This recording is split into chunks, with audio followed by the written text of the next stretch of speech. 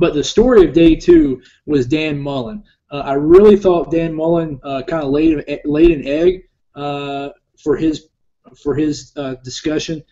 He started out in his prepared remarks. He really sounded like he was lobbying for respect. Of course, Mississippi State's been picked to finish last in the division in the last couple of years, obviously, which is not that big of a deal in America's toughest division. But he really looked like he was lobbying for respect, going back. This is what we've done over the past 4 or 5 years, and kind of recounting the program's success.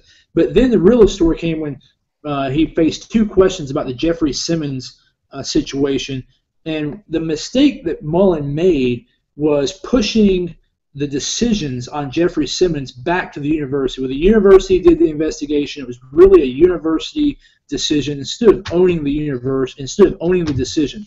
Instead of saying, I made the decision, here's why I made the decision. He was an 18-year-old man who made a mistake. We're going to bring him in. We're going to coach him, teach him, mentor him on and off the field. We're going to help him make better decisions as an adult, and he knows that he has a lease on this second opportunity. He didn't say that. He pushed it off on the university. That stands in stark contrast to what Kirby Smart said when Stephen Smith of Touchdown Alabama asked him, hey, Coach, why'd you stay with Alabama last year after you'd already been hired? Kirby Smart said it was the right thing to do. He insinuated that he owed it to his players at Alabama not to jump ship, to see it through. He admitted, did it hurt recruiting at Georgia? Yeah, it probably hurt recruiting at Georgia. Did I have to work 20, 22 hours a day? Yeah, I had to work a little bit harder, but he said it was the right thing to do. When Butch Jones was asked about the lawsuit at Tennessee, he said, it's not gone away for us. It will always be there for us, and we'll always use it as a learning moment. It will stay with us. It's part of who we are. He didn't say, yeah, we're glad it's in the rearview mirror. It's history.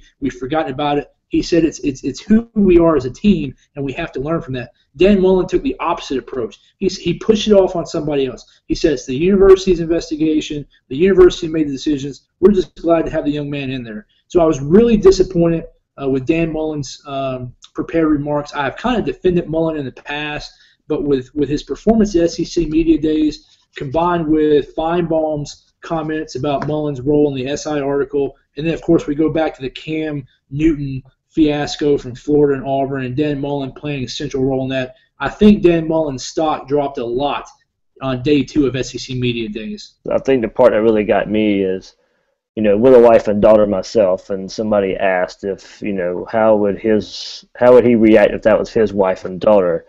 Mullen's response, I don't do hypotheticals.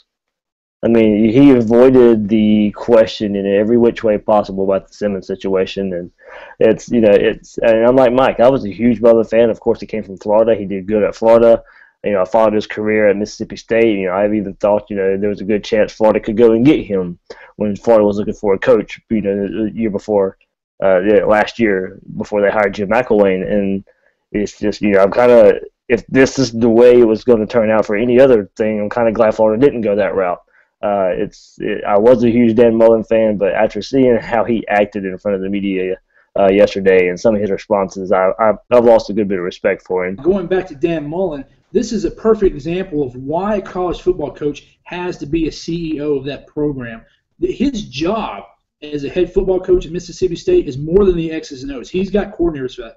His job is to handle situations like this and represent the brand of Mississippi State and lead that program, that big-time multi-million-dollar organization forward, and to give it a good face. I think Dan Mullen is a classic example of a great X's and O's guy, very good coordinator who was hired, is a pretty good head coach, but isn't the CEO-type guy that can lead a top-tier SEC program. And I think day 2 of SEC Media Days kind of highlighted that for me, for Dan Mullen. And it's one of the reasons these guys get paid so much money is that they have to handle these type of situations and put on the face and be able to maybe not give up too much information, but at the same time take accountability. So I think the three of us could attest to situations in our lives. If you've lived a little bit and you're responsible, especially like the three of us are, at least for other people, and in a job, talking within a family, but then within a job have responsibility and decision making, that you learn at some point, even if you don't have the moral fiber, that it's just better business to take the accountability. You look more respected. I would love to see and know that people are doing it for the right reasons, but even if you don't have the moral fiber to do it, just for the reasons of making yourself and the program in the long run, because it's going to be found out. This isn't 1950. These things are going to be found out eventually, that that you take accountability and take the high road. So Dan Mullen failed to do that.